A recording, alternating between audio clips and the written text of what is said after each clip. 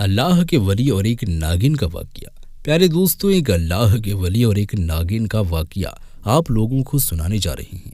बताया जाता है कि फारिस का इलाका था जो अभी के दौर में ईरान के नाम से जाना जाता है। एक वक्त था कि इसका बादशाह सुल्तान सरमद हुआ करता था जो बहुत ही दिलेर और बहादुर शख्स था। उसके 2 बेटे थे जो उसी की तरफ नेक दिल और बहादुर थे। बिलखुसूस बड़ा शहजादा तो इंतहाई खूबसूरत भी था। उसकी जिसामत और डिलडोल की वजाहत था लोग उसको देखकर रश्क किया करते थे। उसकी सेहत और तवानाई का डंका बजता था। सारे दरबार में लोग उस शहजादी की बड़ी तारीफ किया करते थे। खुद बादशाह सुल्तान सरमद भी अपने इस बेटी को बहुत पसंद करता था। मगर अजीबोगरीब बात यह हुई कि शादी के बाद शहजादी का जिस्म उतरना शुरू हो गया। उसकी सेहत मुसलसल लगातार ख़राब होती ही जा रही थी। मुख्तलिफ बीमारियां उसको लायक हो रही थी। उसकी खूबसूरती और जिस्म में कशिश ख़त्म हो गई थी। बादशाह उसकी वजह से बहुत परेशान था। उसने अपने बेटे से बहुत उम्मीदें लगा रखी थी। उसने पूरे महल के तबीबों को इकट्ठा करके अपनी बेटी की सेहत पर लगा दिया कि किसी भी तरह उसको बचा लो और उसके बीमारी का हल ढूंढ कर बताओ। मगर तबीबों को कुछ समझ न आया कि क्यों शहजादी की सेहत रोज बरोज गिरती जा रही है। बिलाखिर बादशाह ने ऐलान करवा दिया कि पूरे मुल्क में कोई भी तबीब अगर मेरे बेटे का इलाज कर सकता है तो वो दरबार में आ जाए।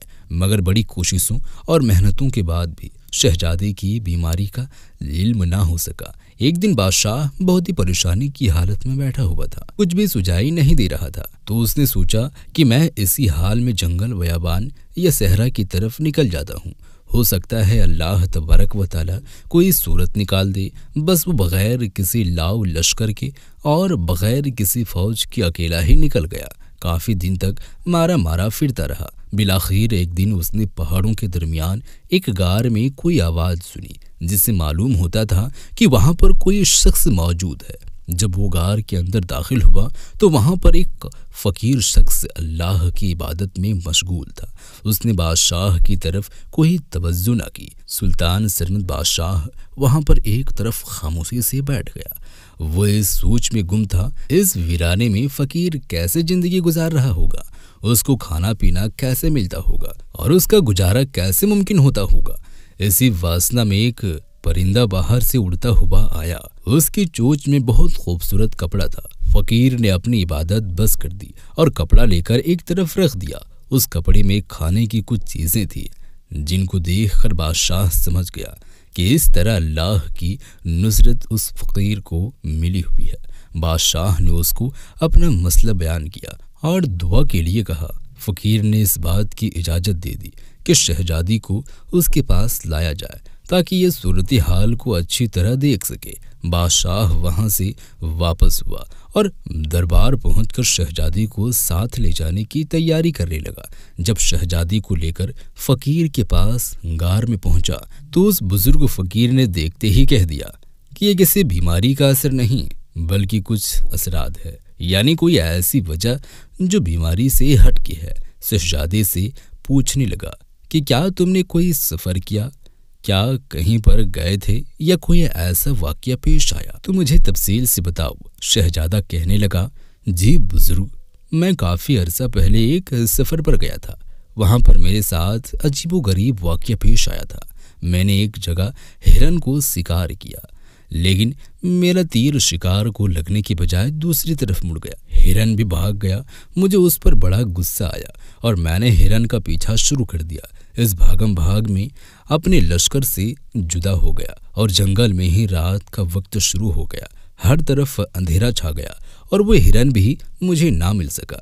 इसी दौरान मैंने सुना कि इधर उधर कहीं से रोने की आवाज़ आ रही है। ये रोने की आवाज़ बहुत दर्दनाक थी। मैं उसी तरफ चला गया और देखा कि वहाँ पर एक औरत बैठी हुई है जिसका ऊपर वाला धड़ औरतों जैसा है मगर इसका निचला जिस्म सांप के जैसा है। जब मैंने यह अजीब मंजर देखा तो उस लड़की से पूछा कि तुम्हारा ये हाल कैसे हुआ। वो बताने लगी कि दूर दराज के इलाके में अपने चाचा के साथ में रहती थी। मेरी चाचा ने मेरी जायदाद पर कब्जा करने के लिए مجھے جادوگروں کے حوالے کر دیا۔ جادوگروں نے میری روح کو قید کر لیا اور میرا یہ حشر کر دیا۔ اب میں بہت مصیبت میں ہوں۔ رحم دل شہزادی نے پوچھا کہ اس سے خلاصی کیسے ہوگی اور تمہیں اس سے نجات کیسے ملے گی؟ اس لڑکی نے بتایا کہ سامنے والا فنا درخت پر ایک الو بیٹھا ہوا ہے، اسی الو میں میری روح قید ہے، اگر تم اس کو ہلاک کر دو تو میں آزاد ہو جاؤں گی۔ شہزادی نے یہ سنتے ہی الو کو ہلاک کر دیا۔ الو کے مرتے ہی جنگل میں اندھیرا بہت بڑھ گیا اور خوفناک قسم کی آوازیں آنے لگی، جس کو سن کر شہزادہ بے ہوش ہو گیا۔ صبح کے وقت جب اس کی آنکھ کھلی تو سامنے ایک بہت ہی حسین و جمیل اور خوبصورت لڑکی بیٹھی ہوئی تھی۔ اس لڑکی نے شکریہ ادا کیا اور کہا کہ میں تمہاری احسان مند ہوں، تم میرے ساتھ جو سلوک کرو مجھے منظور ہے۔ شہزادہ اس لڑکی کو لے کر محل میں آ گیا۔ یہاں پر اس لڑکی سے شادی کر لی، مگر شادی کے بعد اس کی صحت خراب ہونا شروع ہو گئی۔ بزرگ فقیر نے اتنا سن کر ارشاد فرمایا، اے شہزادی، تمہاری بیماری اور صحت خرابی کی اصل وجہ یہی لڑکی ہے، کیونکہ یہ اصل میں ایک ناگن تھی، مگر اپنی قوت کی وجہ سے انسانی شکل اختیار کر کے تو تمہارے ساتھ آ گئی اور شادی کر کے تمہارے اندر مسلسل زہر ڈال رہی ہے تاکہ تم تڑپ تڑپ کر مر جاؤ۔ شہزادی کو اس بات پر بالکل یقین نہیں آ رہا تھا، کیونکہ وہ تو اس کی حسن میں گرفتار تھا اور اس کے ساتھ سچی محبت کرتا تھا۔ اسے بزرگ سے پوچھا کہ آخر کیا وجہ ہو سکتی ہے کہ وہ لڑکی میرے ساتھ ایسی دشمنی کر رہی ہے؟ انہوں نے بتایا کہ بیٹا، تمہارے والد آج سے 5 سال پہلے جنگل میں شکار کھیلنے گئے تھے۔ وہاں پر انہوں نے ایک موجی جانور کالے سانپ کو دیکھا تو انہوں نے اس کو ہلاک کر دیا تھا۔ یہ ناگن اسی سانپ کی بہن ہے اور تم سے انتقام لینا چاہتی ہے۔ وہ چاہتی تو تمہیں ایک ہی مرتبہ ڈس کر ختم کر دیتی، مگر انتقام کی خواہش کو ٹھنڈا کرنے کے لیے وہ تمہیں تڑپا تڑپا کر مارنا چاہتی تھی۔ شہزادہ یہ سن کر بہت دیس میں آ گیا۔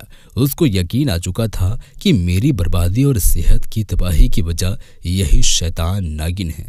اس نے غصہ میں تلوار نکالی اور کہنے لگا کہ میں ابھی جا کر اس ناگن کو قتل کرتا ہوں، مگر بزرگ فرمانے لگی کہ اب بہت دیر ہو چکی ہے، کیونکہ جیسے ہی تم میرے پاس آئے تھے وہ ناگن محل سے فرار ہو گئی تھی، کیونکہ اس کو انجام نظر آ گیا تھا۔